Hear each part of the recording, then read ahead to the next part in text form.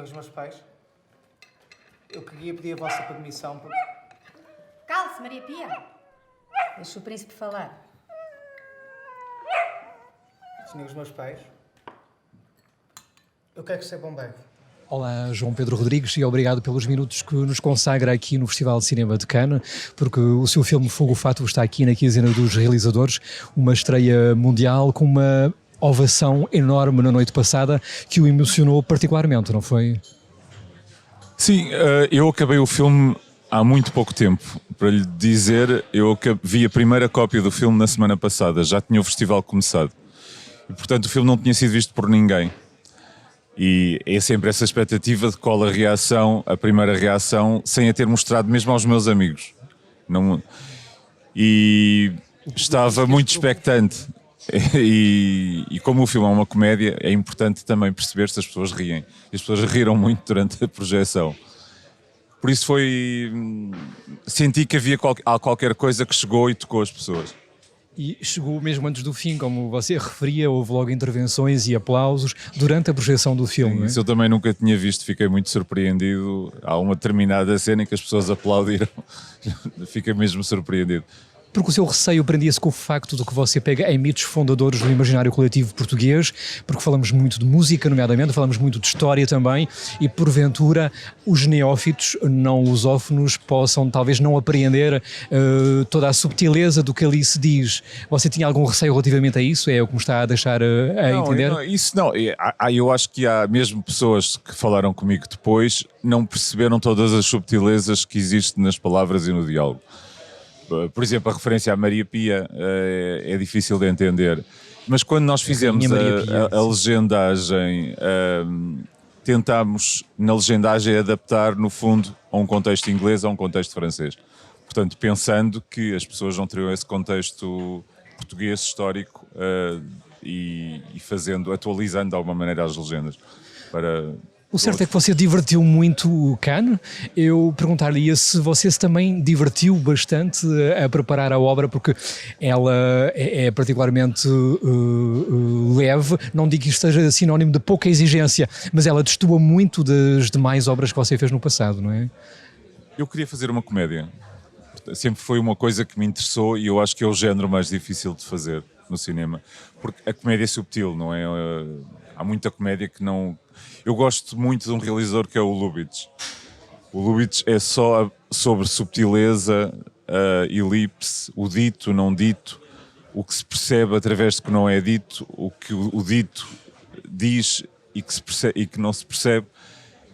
Por isso, foi um bocadinho a pensar na escrita, porque é um filme que é muito escrito, no sentido em que há muita comédia que não é só através da palavra que a comédia existe.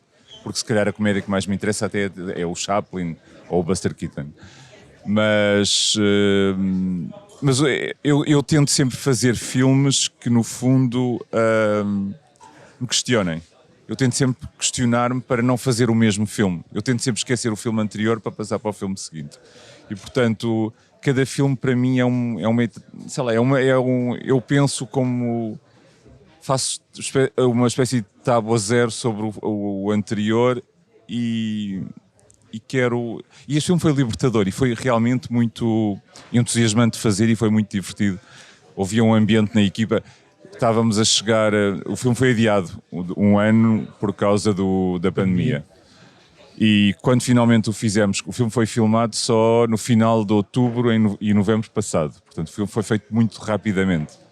E é um filme com um orçamento baixo, mas com muitos atores. Mas havia uma energia e um prazer nas pessoas de filmar e de estar juntos. Foi incrível e eu acho que isso também passa no filme e por isso é que também deu origem à reação das pessoas ontem. É assim. Estamos muito perto do burlesco, poderíamos pensar em Eugênio Nesco, por exemplo, em que medida é que são de facto referências em que você poderá ter pensado para este produto final?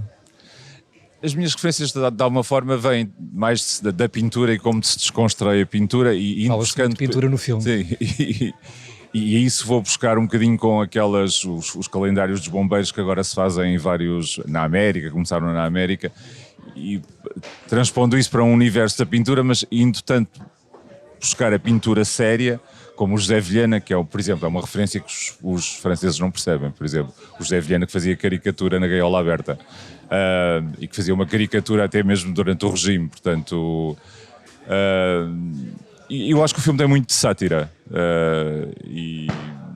mas depois eu acho que também eu encontrei dois atores, o Mauro Costa e o André Cabral, que não tinham experiência. O Mauro acaba de sair da escola de teatro, o André tem experiência como bailarino, mas não tinha experiência como ator, que eu acho que se acredita neles, acredita-se além de o filme, uma pessoa ri-se, mas comove, pelo menos a mim eles comovem-me, e eu acho que isso também passa como qualquer coisa, porque se o filme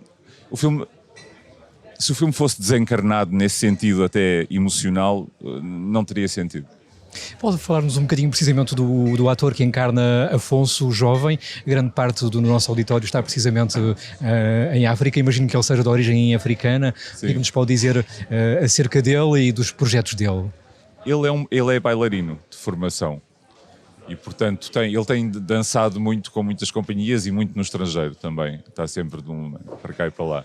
E eu procurava um jovem negro e quando o encontrei, o André, e os expus juntos, porque eu já tinha encontrado o Mauro Costa primeiro, percebi que ia funcionar bem. Nós ensaiámos muito este filme. E como o filme devia ter sido feito em 2020, nós tivemos muito tempo para ensaiar. E as coreografias, por exemplo, foram ensaiadas. Nós começámos a ensaiar as fotografias em 2020, com a Madalena Xavier, que é a coreógrafa que trabalhou connosco. E eu, desde o momento em que eu os expus juntos, pensei que ia funcionar. Havia qualquer coisa entre eles que se acreditava numa história de coup de foudre, nem conseguia... Amor à primeira Amor vista. à primeira vista. Já perdi a minha lábia há bué de tempo. Já não pago às pessoas a quem me vendo. Se estou pior, não estou por cá, sei bem porquê. Ouvir não há demora em receber.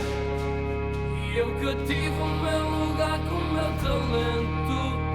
Já não pago às pessoas a quem me vendo. Escrever, controlo C, controlo V. Ouvir não há amor em SP. E, ou seja, apesar de um deles ser pretendente ao trono de Portugal, o outro ser oriundo de uma faixa social bem mais baixa, a atração é irresistível, não é? E... no final da vida de um dentre eles, há um que acaba por se tornar Presidente da República, não é? Sim. Você acha que Portugal precisará de esperar pelo final dos anos 60 deste século para chegar a esse patamar? Eu espero que não. E, além disso, teríamos em 69 um presidente negro e muçulmano. Por isso, não, eu espero que não, mas como o filme, esse é o espectro de tempo do filme, e o filme é só baseado na ironia, não é? Eu espero que... Sim, mas você põe o dedo na ferida, desconstrói estereótipos e clichês dos africanos em Portugal, porventura dos portugueses em África também, não é? Mas o filme gira toda à volta disso. Eu acho que o filme gira toda à volta da representação, como nós nos representamos a nós mesmos, como é que cada um se representa perante os outros, como é que cada um finalmente descobre que é. E quando disse pretendente, nós já não temos monarquia desde 1910, portanto, há mais de um século. Eu acho que o filme também fala muito do o que é que nós, como é que nós nos vemos a nós próprios e perante os outros. É um filme vincadamente homoerótico, não é o seu primeiro, e você ontem à noite emocionava-se precisamente a dizer que a Quinzena tinha tido a coragem, o atrevimento de selecionar um filme como o seu, que porventura isso não seria simples em qualquer lugar. Acha que há ainda assim uma grande relutância, um grande puritanismo, é o que dizia? Eu acho que este filme, eu estou muito contente de voltar à Quinzena.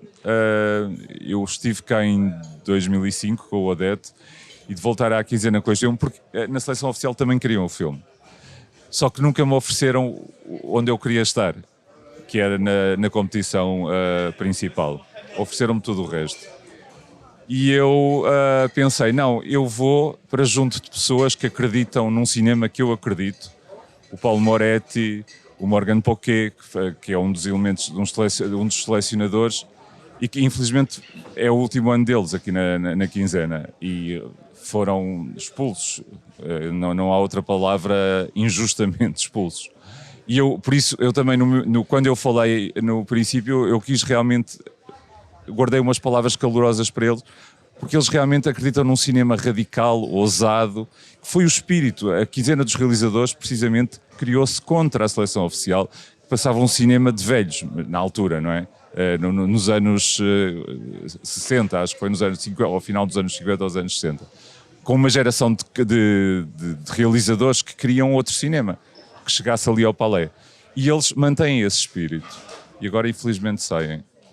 Agora teríamos que falar, obviamente, da música, porque a música nunca foi um acaso no seu cinema, e aqui, mais do que nunca, é uma comédia musical. Portanto, o Carlos Paião, uma música interpretada por Joel Branco, em relação à árvore, um amigo, por exemplo. O fado do embuçado, você vai brincar com as palavras entre o substantivo fado e o falo. Conte-me lá as opções, como é que você as fez relativamente às seleções musicais. As canções estavam desde a escrita, portanto, quando escrevemos o filme foi escrito por mim, pelo João Rui Guerra da Mata e pelo Paulo Lopes Graça, que é um nosso amigo. Foi a primeira vez que escreveu alguma coisa para cinema.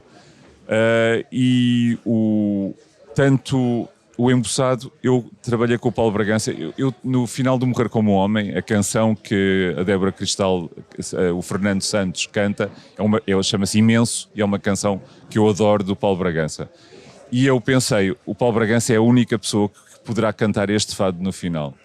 E ele aceitou, e ele de alguma forma reconstruiu. E nós depois tivemos esta ideia de fazer este jogo de palavras entre fado e falo.